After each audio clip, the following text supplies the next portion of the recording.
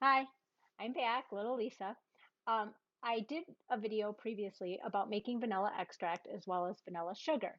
So I thought I would do a quick update because the more reading I've done and the more interesting things I've learned about vanilla, um, I've used vodka, I've used rum before. You can pretty much use any alcohol you want to extract, but a lot of people have been talking about the fact that they use Everclear, which is a high proof grain alcohol because it's very flavorless and it's supposed to be like a good palate for making other spirits or mixing cocktails with other things. They say not to really drink it straight because it's such a high proof. But it's actually right on the bottle says it's good for extracts because it's so flavorless. So I thought I would try it because the beans that I got recently to make some vanilla paste are also Madagascar bourbon cured, which I already have some of those type of beans going in a jar of vodka and one in rum. So I thought if I did those kind of beans in the Everclear, it'd be a really good comparison. So I went and purchased a bottle of Everclear at my local party store here in Michigan. That's where we get alcohol at party stores. You can get it at liquor stores. Just they don't just sell it at specific stores. So anyway, we have one just right up the road. So I picked it up there. It's the 151 proof. They make several different proofs. Like the highest they make, I think, is 190, but I don't know. I haven't seen that, so I don't know if it's not allowed in our state or whatever. But the 151 will work well. But like I said before, the FDA regulates what can be called a vanilla extract. So you must have at least 35% alcohol, which is 70 proof. So obviously 151 proof is really high. And you really don't want over 100 proof. I guess it's just not good for extracting. And so I need to lower the proof of this Everclear. So to do that, you mix it with distilled water. So I've never done this before. It's an experiment. I love to do these kitchen experiments. So I'm going to currently mix, um, I'm going to do about 6 ounces of vanilla beans in my extract for a quart jar. So I will be able to fill it with a little over 3 cups of alcohol, in this case, alcohol mixed with water. So I have a bowl here that's a 4 cup bowl. I'm going to do just shy of probably the 4 cups. So I'm going to do just shy of 2 cups of Everclear and just shy of 2 cups of the distilled water. Now, what I've been reading is that you mix them and then you want to let it sit for approximately half an hour or so, as it does a chemical reaction and you want to wait before you put your beans in it. So I'm going to mix it in this bowl and then I'm going to let it sit. Then I'll come back and I'll pack my beans into my jar and pour the alcohol in, and we'll kind of see what happens with that. So I'm going to start with the Everclear, and it does have a very strong, potent odor. It smells like almost like rubbing alcohol smells. That's the smell I'm getting, which is basically the same thing, I think. So I'm just going to pour it in here.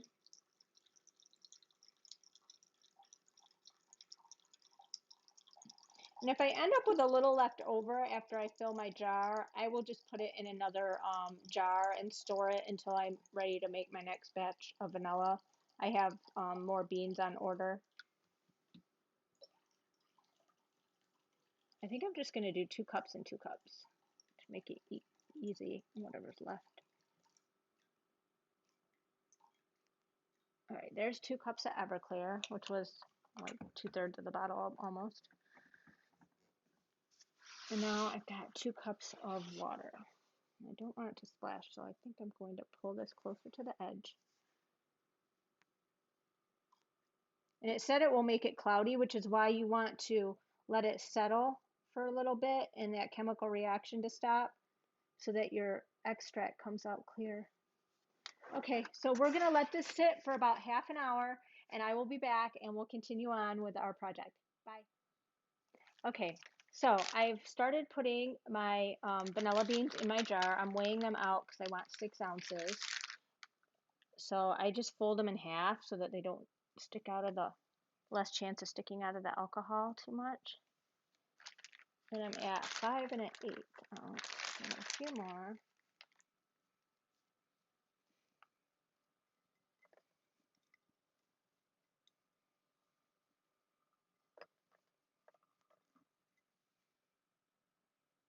Five and 7/8. So I just need a couple more.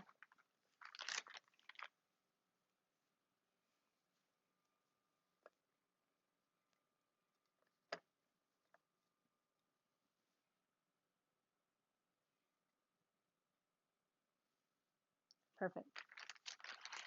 6 on the dot. So I do have some extra vanilla beans here, and I'll do another video where I'm going to make some vanilla salt, and then I made some vanilla paste. I may make some more. I kind of ordered enough to play around with. So I have 6 ounces of vanilla beans. I'm going to pour the alcohol in, and this will probably spill some, which is why I made more than what I thought I needed. And I want to make sure it's fully covered. A little bit more.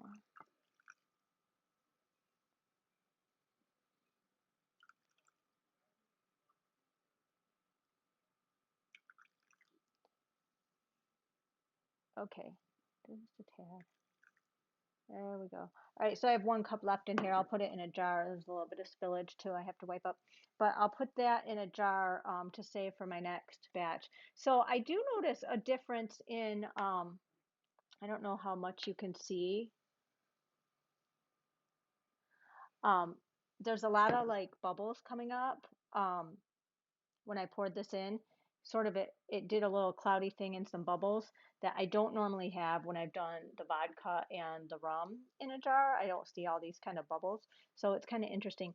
But I'm already seeing a little bit of oil slick on the top, which is from the vanilla and oleo resins. Don't need this on here.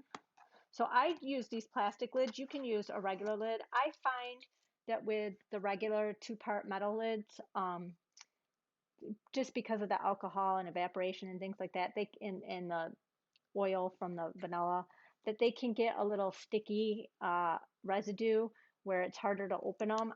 I just get these plastic lids that have a seal. For this particular purpose, they work well, and that way I'm saving my lids and bands for when I'm canning. So I'm just going to shake this a bit, just kind of mix it up, and it's just going to sit. I have labels that I printed up on my computer. I just designed a little label with the info I wanted. So I'm just going to write down what vanilla bean type it is, the date that I bottled it, and which alcohol I used.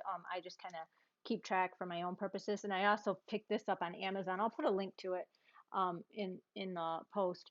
But I basically, it just has blank pages where you can fill out the type of bean, when you started it, where the bean came from, when you purchased it, the price you paid, like the length, the grade, and things like that. And then which alcohol you used and how ratio of alcohol to beans, and like your fold strength and whether you split your beans whole, knotted, cut, that kind of thing. And then it gives you a little calculator where you can figure out the cost of your vanilla extract per batch and per ounce. So it's kind of a nice little way for me to keep track every time I'm making different concoctions. Um, so that's it for this particular vanilla extract made with Everclear. We'll see how this one compares to the others. I may start using Everclear for all my extracts. We'll see. I did look up because I'm particular about which alcohol I use because of our food allergies and celiac. And Everclear just says it's grain alcohol. So I did Google to see which grain it comes from, and apparently one of the gluten-free organizations that tends to check on foods and report on things being gluten-free or not contacted the manufacturer, and it's from corn. So I was pretty confident with using that and it not being a problem for my wheat allergic child if I happen to use the extract in something that he's eating. So anyways, just thought I would give you all a little heads up on my new experiments with vanilla extract, and I will do a little video and add it on here with vanilla salt. I'll talk to you later. Bye. Okay, I'm back. I said I would show you after I showed you how to make the vanilla extract with the Everclear and distilled water mixture.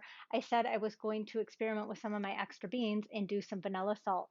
So I did one little batch to test out how many beans I needed, and it worked out that I needed like 3 beans in order to let my grinder grind. I tried 1 bean and it just wasn't enough material for it to grind well. So I have 3 vanilla beans. I wonder if I can try 2, but I don't know. We'll see. So I just cut the ends off, and these little ends that I cut off, I just stick in my jar of vanilla sugar because that helps flavor it. So I don't waste those. I just set them aside. So I've got 3 vanilla beans, and I cut them into smaller pieces to help grind. I've got a little coffee grinder that we use for spices. I just cleaned it out from my spices really well, and then I'm using it for the vanilla, and it seemed to work just fine. So I just cut these into little pieces, like maybe an inch or so, and stick them in here.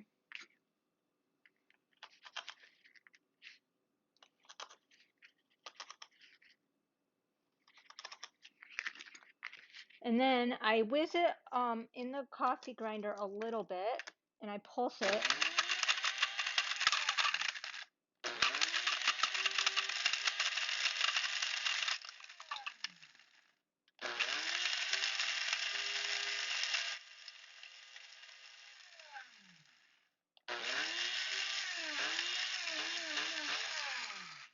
And then kind of pat down to make sure nothing's going to fly up when I open it. And then it's still pretty big pieces. How well can you see? Hopefully you can see that pretty well.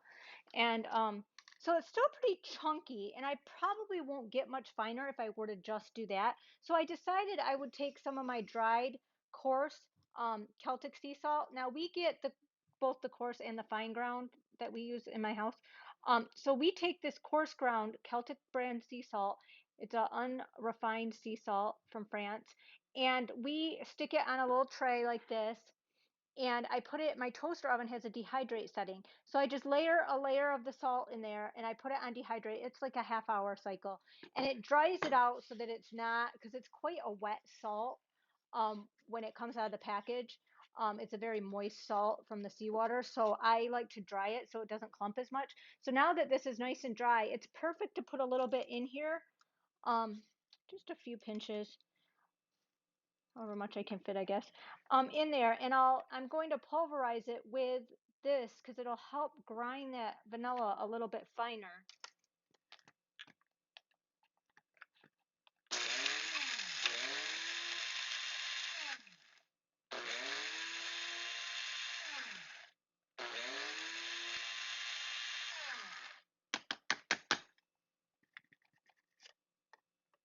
Now see, it's much finer. It got all that vanilla chopped up even more because there was more material there. So now I take that, and it's kind of like my base. And then I just mix it with some fine salt. Now, I made a batch, and it made quite a bit, and I still could probably even add more plain salt to it.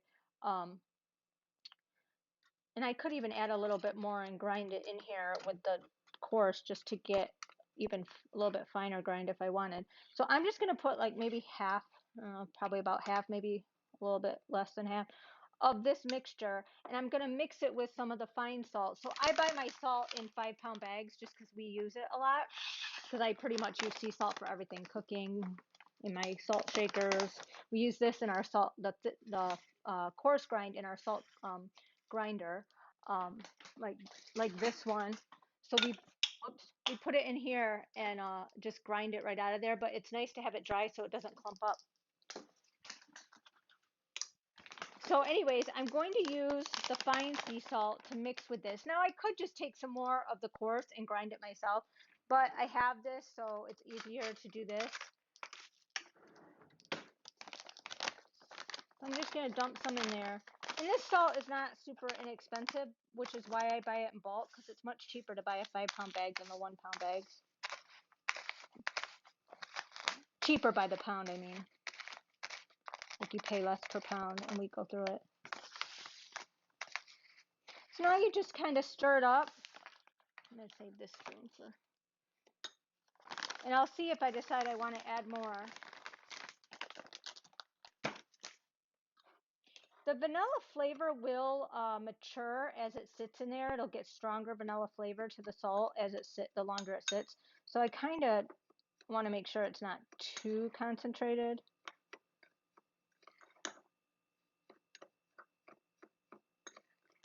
I could probably add a little more salt to this, but this isn't bad. This is sort of pretty close to what my last batch looked like. So then you have this, and yeah, you've got little pieces of vanilla bean in there, but they're so minute. I don't feel it'll be a texture issue for when you're using the salt. I think it should be fine. If you're really concerned about it, you could put this through a strainer that'll catch some of the bigger pieces, but I don't think these are fine for me. I'm not This doesn't give me any issue. I'm fine with it like this. So now you could just take your salt and stick a vanilla bean in there and it will flavor it like I do with my sugar. You could do that. I just kind of wanted to try this method and see how I liked it.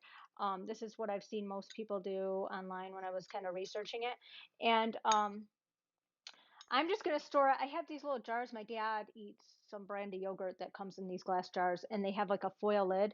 So I just went online and they sell these kind of lids for these specifically. Um, for these little jars, so it makes them nice because I can just put a little reusable lid on them. So I'm going to store my salt in these little jars. And I think what I'm going to do with the rest of this mixture is mix it with some of the coarse salt, so that I have a coarse vanilla salt for finishing, and then I have this for using on whatever. So my ideas for using this are, if I want to make like a sweet bread, like some cinnamon rolls or something, the whatever salt it calls for in the dough, I could use this instead. It'll give it a kick of vanilla flavor. I can use it when I make scones, when I make desserts and baking. When it calls for salt, I'll just use some of this. It'll give it a little boost of vanilla flavor. It'll give it some little specks in there, but in baked goods, I don't really have a problem with that. And then, I think it would be good just a tiny bit sprinkled on my eggs, or even like if I'm making granola and you add a little salt to the granola when you make it, a little bit of this instead with that vanilla flavor, I think will be delicious. So there's a lot of things you can use it on and in baking. So it's not quite as versatile as vanilla sugar because usually sugar you use a lot more quantity, but I still think this will be pretty fantastic in several applications. And it makes a nice little, if I put it in some little jars or in a gift bag, I can make a little package with some like jam and some of this vanilla salt, maybe some vanilla sugar, a little vanilla paste, or even some of my extract if it's ready as like holiday gifts for people. So that's pretty much, all there is to it. And if I decide I want it a little less concentrated, I can just add some more salt and stir it in there. Now, this particular salt is the fine salt. Is still a little bit moist. It's not as moist as the uh, coarse grind comes, but it is a little bit moist. So sometimes it will clump up just a bit now that it has the vanilla in it. So it's pretty easy to just shake it up and then it's fine. So I'll just keep this in my cupboard. I'll label it as salt so people know, and that's all there is to it. So I'm just going to put the rest of this with my coarse salt, and I have another jar, and that's all there is to it. Bye.